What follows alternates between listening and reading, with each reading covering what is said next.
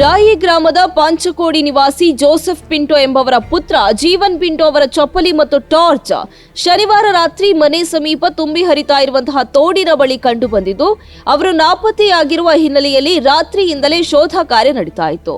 ಇದೀಗ ಅರಳ ಗ್ರಾಮದ ಪಂಬದಗದ್ದೆ ಎಂಬಲ್ಲಿ ಅವರ ಮೃತದೇಹ ಪತ್ತೆಯಾಗಿದೆ.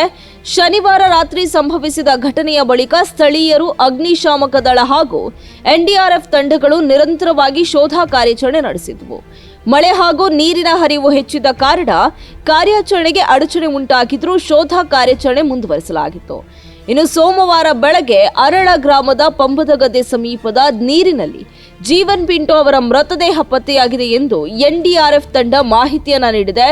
ಮೃತದೇಹವನ್ನ ಮೇಲಕ್ಕೆತ್ತಿ ಮುಂದಿನ ಕಾನೂನು ಪ್ರಕ್ರಿಯೆಗಾಗಿ ಸಂಬಂಧಿತ ಅಧಿಕಾರಿಗಳಿಗೆ ಹಸ್ತಾಂತರಿಸಲಾಗಿದೆ. ಘಟನೆಯಿಂದ ಕುಟುಂಬಸ್ಥರ ಆಕ್ರಂದನ ಮುಗಿಲು ಮುಟ್ಟಿದ್ದು, ಗ್ರಾಮದಲ್ಲಿ ಶೋಕದ ವಾತಾವರಣ ನಿರ್ಮಾಣವಾಗಿದೆ. ಮಳೆಗಾಲದಲ್ಲಿ ನದಿ, ಹೊಳೆ ಹಾಗೂ ತೋಡುಗಳ ನೀರಿನ ಹರಿವು ಹೆಚ್ಚಿರುವ ಹಿನ್ನೆಲೆ ಸಾರ್ವಜನಿಕರು ಜಾಗರೂಕರಾಗಿರಬೇಕು ಎಂದು ಅಧಿಕಾರಿಗಳು ಮನವಿಯನ್ನ ಮಾಡಿದ್ದಾರೆ. ಈ ಪ್ರಕರಣ ಪೊಲೀಸ್ ಠಾಣೆಯಲ್ಲಿ ದಾಖಲಾಗಿದ್ದು, ಜೀವನ್ ಪಿಂಟೋ ಅವರು ತಮ್ಮ ಮನೆಯಿಂದಲೇ ಸ್ವಲ್ಪ ದೂರದಲ್ಲಿರುವ ಮಾವನ ಮನೆಗೆ ಆಗಸ್ಟ್ 1ರ ರಾತ್ರಿ ಸುಮಾರು 7:30 ವೇಳೆ ನಡೆದುಕೊಂಡು ಹೋಗುವುದಾಗಿ ಹೊರಟಿದ್ರು. ಧಾರಾಕಾರ ಮಳೆ ಹಾಗೂ ಕತ್ತಲು ಇರುವ ಹಿನ್ನೆಲೆಯಲ್ಲಿ ಟಾರ್ಚ್ ಹಿಡಿದುಕೊಂಡು ತೋಡಿನ ಮೇಲೆ ಹಾಕಲಾಗಿರುವ ಮಿನಿ ಸೇತುವೆಯ ಮೇಲೆ ನಡೆದುಕೊಂಡು ಇನ್ನೊಂದು ಬದಿಗೆ ತಲುಪಬೇಕಿತ್ತು. ಆದರೆ ಅವರು ಎಷ್ಟು ಹೊತ್ತಾದರೂ ತಲುಪದ ಹಿನ್ನೆಲೆ ಮಾಹಿತಿ ತಿಳಿದು ಹುಡುಕಾಟ ಆರಂಭಿಸಿದಾಗ ಅವರ ಚಪ್ಪಲಿ ಮತ್ತು ಟಾರ್ಚ್ ತೋಡಿನಲ್ಲಿ ಪತ್ತೆಯಾಗಿದೆ.